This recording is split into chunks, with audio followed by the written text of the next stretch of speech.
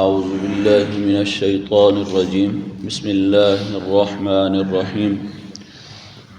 هل ينظرون إلا أن يأتيهم الله في ظلل من الغمام والملائكة وقضي الأمر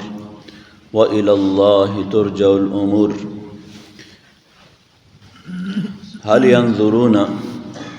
نہیں انتظار کرتے یہ لوگ الا مگر اس بات کا ان یأتیہم اللہ کہ اللہ تبارک و تعالی آ جائے ان کے سامنے فی ظلل من الغمام بادلوں کے سایوں میں والملائکۃ اور فرشتے وقضی الامر اور معاملہ چکا دیا جائے قصہ تمام کر دیا جائے وإلی اللہ ترجع الامور اور اللہ ہی کی طرف معاملات لٹائے جاتے ہیں۔ حل ینظرون میں اللہ تبارک و تعالیٰ کی طرف سے ان لوگوں کو تنبیہ ہے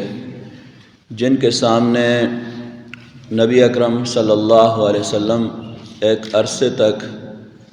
اللہ رب العزت کے پیغام کو اور اس کی دعوت کو خوب دلائل کے ساتھ واضح کر چکے تھے، تو اب ان کو تنبیہ کی جا رہی ہے کہ اب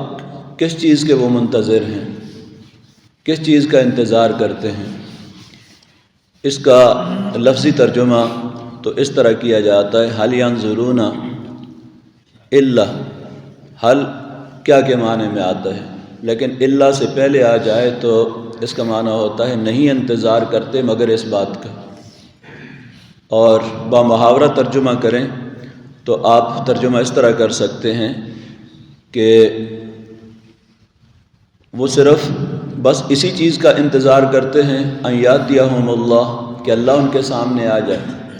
بس وہ اسی بات کے منتظر ہیں ان یاتیہم اللہ کہ اللہ تبارک و تعالیٰ ان کے سامنے آ جائے فی ظلل من الغمام بادلوں کے سائے میں۔ تو یہ بامحاورہ ترجمہ حل اور الا کو کا جہاں پر ترجمہ آتا ہے، جس طرح سورہ الرحمن کے اندر آتا ہے حل جزاء الاحسان الا الاحسان، کہ احسان کا بدلہ صرف احسان ہی تو ہے، احسان کا بدلہ صرف احسان ہی ہے۔ اسی طرح یہاں پر بھی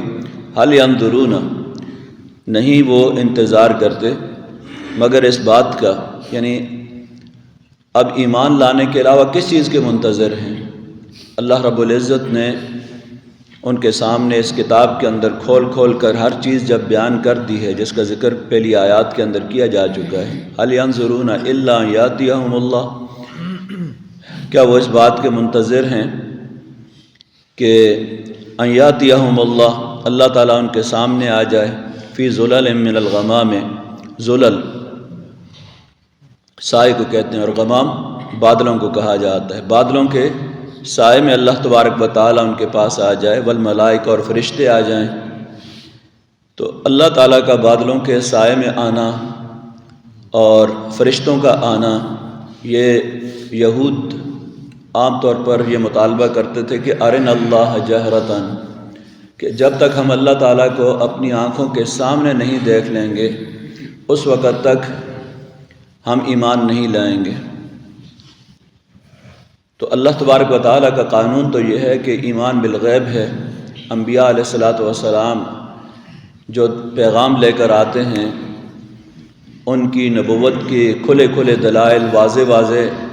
معجزات ہوتے ہیں اور ان کو دیکھ کر ایمان لاتے ہیں، اور ظاہر ہے کہ جو چیزیں اللہ تعالیٰ نے پردہ غیب کے اندر رکھی ہیں ان پر تو ایمان بالغیب ہے۔ یؤمنون بالغیب سب سے پہلے ہم نے آغاز میں ہی پڑھا، ذالک الکتاب لا ریب فیہ، اس کتاب کے اندر کوئی شک نہیں ہے، ھدی للمتقین، ہدایت ہے متقین کے لیے، الذین یؤمنون بالغیب، جو ایمان بالغیب، پردہ غیب کے اندر جو چیزیں ہیں ان پر ایمان لاتے ہیں۔ یہ جنت، یہ دوزخ، یہ قبر، آخرت کی زندگی، ان سب چیزوں کے بارے میں ایمان بالغیب ہے، اور یہی اصل امتحان ہے، اس لیے کہ جو چیزیں پردہ غیب کے اندر ہیں وہ جس وقت کھل کر انسان کے سامنے آ جائیں گی تو اس وقت ایمان لانا بھی معتبر نہیں ہے۔ فرعون نے جس وقت نزع کی حالت میں تھا، اس نے کہا کہ میں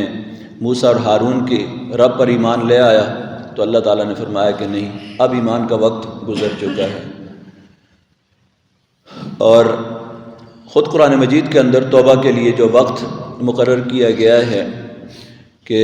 وَلَيْسَتِ التَّوْبَةُ لِلَّذِينَ يَعْمَلُونَ السَّيِّئَاتِ حَتَّى إِذَا حَضَرَ أَحَدَهُمُ الْمَوْتُ قَالَ إِنِّي تُبْتُ الْآنَ وَلَا الَّذِينَ يَمُوتُونَ وَهُمْ كُفَّارٌ، کہ جب موت کا وقت قریب آ جائے، نزع کی حالت شروع ہو جائے، تو پھر توبہ کا وقت ختم۔ اب توبہ کا وقت ختم ہو چکا ہے۔ جب فرشتے سامنے نظر آنے لگیں، جو چیزیں پردہ غیب کے اندر ہیں وہ کھل جائیں، تو اب ایمان کا وقت ختم ہے۔ یقبل توبۃ العبد ما لم یغرغر، بندے کی توبہ اس وقت تک قبول ہوتی ہے جب تک کہ نزع کی حالت شروع نہ ہو جائے۔ تو یہ چیزیں اللہ تعالیٰ نے پردہ غیب کے اندر رکھی ہیں۔ اور جب فرشتوں کا آنا دنیا کے اندر مختلف کاموں کے لیے ہوتا ہے، اور کبھی قوموں کو عذاب دینے کے لیے بھی ہوتا ہے، تو جب یہ دنیا کے اندر آتے ہیں قضی الامر، تو پھر تو فیصلہ چکا دیا جاتا ہے۔ اور جب اللہ کے عذاب کا فیصلہ آ جائے تو اس کے بعد ایمان لانا معتبر نہیں ہے۔ کیا یہ اس لمحے کا انتظار کر رہے ہیں کہ اللہ کی طرف سے کوئی عذاب آ جائے ان کے اوپر؟ پھر تو ایمان لائیں گے بھی تو ان کا ایمان معتبر نہیں ہوگا، توبہ کریں گے بھی تو اس وقت توبہ قبول نہیں ہوگی۔ تو اس لیے اس مہلت کے وقت سے جو اللہ تعالیٰ نے اس دنیا کے اندر دیا ہے، اس مہلت کے وقت سے فائدہ ابھی اٹھا لو، اللہ کی طرف رجوع کر لو اور اس پر ایمان لے آؤ اور اپنی زندگی کو سدھار دو، گمراہی سے نکل جاؤ۔ وَإِلَى اللَّهِ تُرْجَعُ الْأُمُورُ، اور اللہ ہی کی طرف معاملات لوٹائے جائیں گے۔ بالآخر فیصلہ اس کی بارگاہ کے اندر، اسی کی عدالت کے اندر ہوگا۔ جزا و سزا کے تمام مقدمات، فیصلے اس کی عدالت کے اندر ہوں گے۔ تو تم آخر کس چیز کے انتظار میں ہو؟ سل بنی اسرائیل کم آتیناہم من آیۃ بینہ، پوچھ لیجئے بنی اسرائیل سے، کم آتیناہم، کس قدر ہم نے دی ہیں ان کو، من آیۃ بینہ، کھلی کھلی نشانیاں، واضح روشن دلائل، کھلی نشانیاں۔ وَمَن يُبَدِّلْ نِعْمَتَ اللَّهِ، اور جو بھی تبدیل کر دے گا اللہ کی نعمت کو، تبدیل کر دیتا ہے یا تبدیل کر دے گا اللہ تعالیٰ کی نعمت کو، مِن بَعْدِ مَا جَاءَتْهُ، اس نعمت کے آ جانے کے بعد، فَإِنَّ اللَّهَ شَدِيدُ الْعِقَابِ، تو اللہ تبارک و تعالیٰ سخت سزا دینے میں ہے، اس کی سزا بھی بڑی سخت ہے، سخت سزا دینے والا ہے۔ اب یہاں بنی اسرائیل کو اس کام کے لیے منتخب کیا گیا کہ بنی اسرائیل سے پوچھ لیجئے کہ قوموں کے جو عروج و زوال ہوتے ہیں، اللہ تبارک و تعالیٰ کسی قوم کو عروج عطا فرماتا ہے اور کسی قوم کو زوال دیتا ہے، تو اس کی وجوہات کیا ہوتی ہیں، یا اس کے لیے اگر کوئی سبق مل سکتا ہے تمہیں تو بنی اسرائیل ہی سے سبق مل سکتا ہے۔ بنی اسرائیل کو اللہ تعالیٰ نے بہت سی قوموں میں سے بنی اسرائیل ہی کو منتخب کیا، اس لیے کہ قوم عاد، سمود، ان کے کھنڈرات بھی جگہ جگہ ذکر کیے جاتے ہیں کہ سیروا فی الارض فانظروا کیف کان عاقبۃ المکذبین، ذرا چل پھر کر دیکھو کہ اللہ کے پیغام کو جھٹلانے والی قوموں کا عبرتناک انجام کیا ہوا ہے۔ لیکن یہ سامنے تمہارے بنی اسرائیل ایک جیتی جاگتی قوم ہے جو سب سے بڑی عبرت ہے، سب سے بڑا نمونہ ہے تمہارے لیے کہ ان پر بھی اللہ تعالیٰ نے کس قدر احسانات کیے۔ ہم نے 10 رکوعوں کے اندر پہلے پارے میں پورے 10 رکوع بنی اسرائیل پر اللہ تعالیٰ نے فرعون سے کس طرح ان کو نجات دی،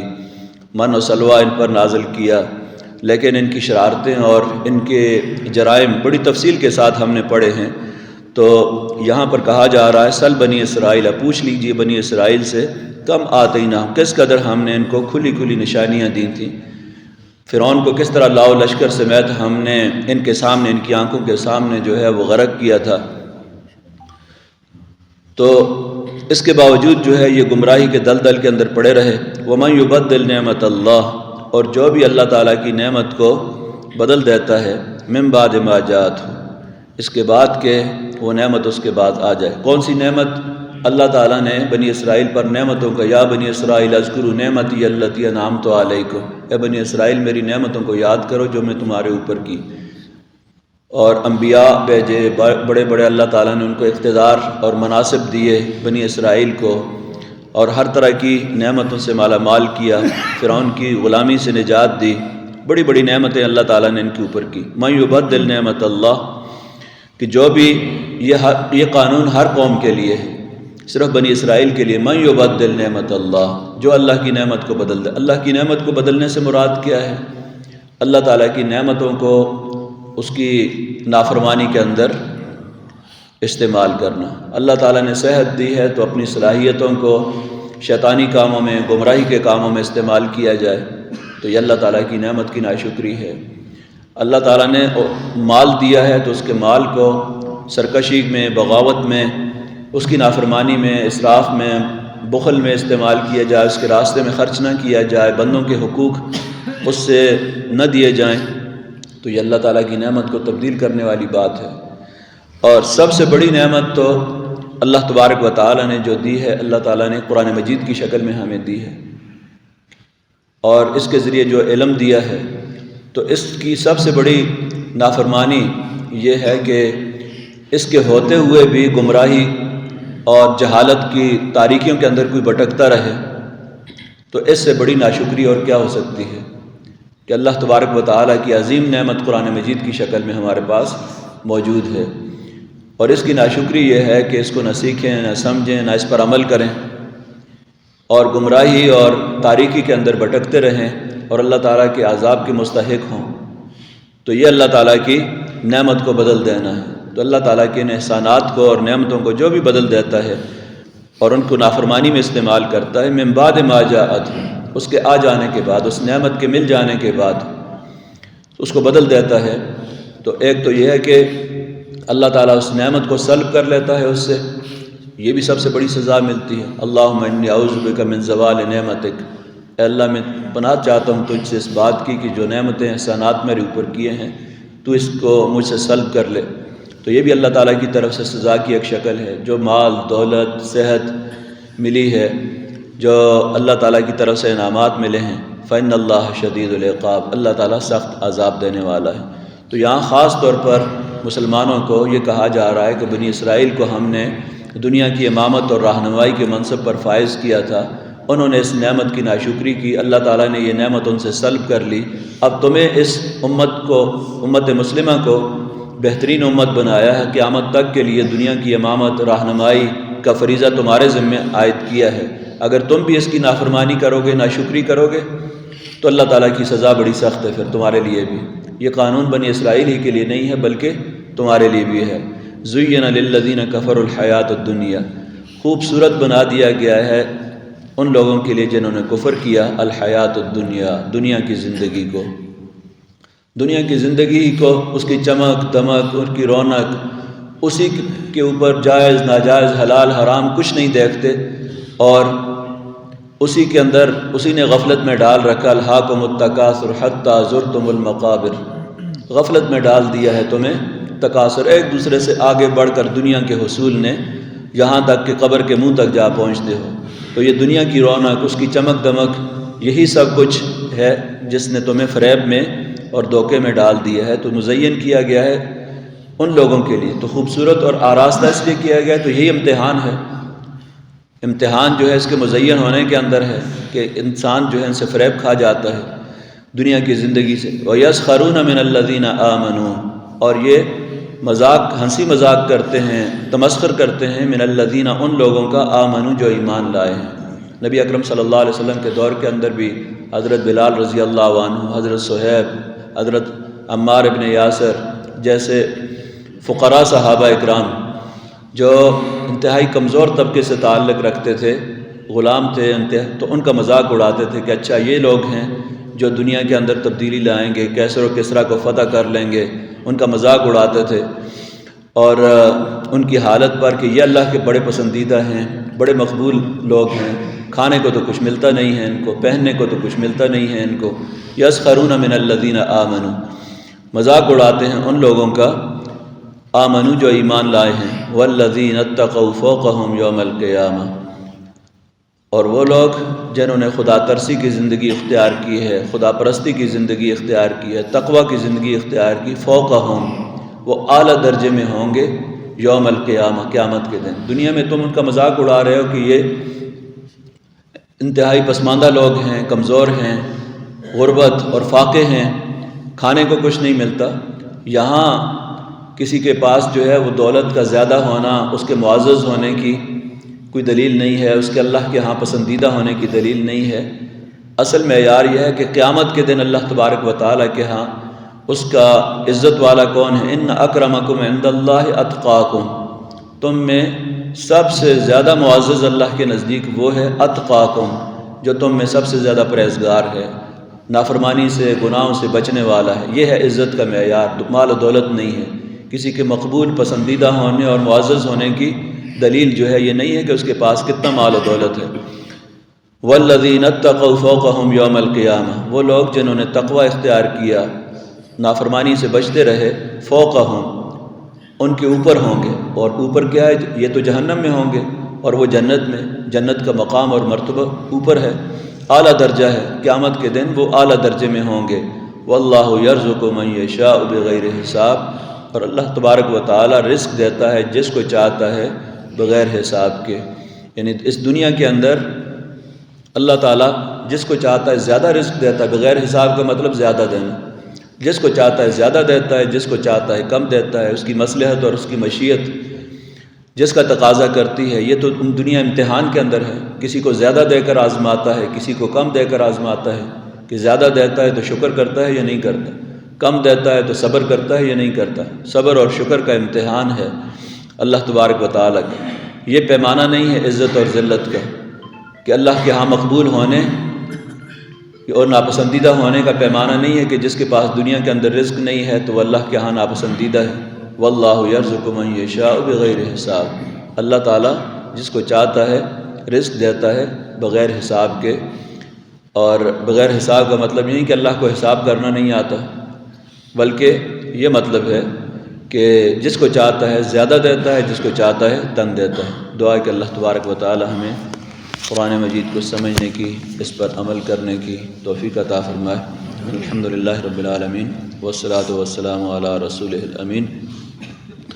ربنا آتنا فی الدنیا حسنہ وفی الآخرۃ حسنہ وقنا عذاب النار۔ ربنا ظلمنا انفسنا وان لم تغفر لنا وترحمنا لنكونن من الخاسرین۔ اللهم اعنا على ذکرک وشکرک وحسن عبادتک۔ اللهم اعنا على ذکرک وشکرک وحسن عبادتک۔ اللهم انک عفو کریم رحیم تحب العفو فاعف عنا یا غفور یا غفور۔ سبحان ربک رب العزة عما یصفون وسلام علی المرسلین والحمد للہ رب العالمین۔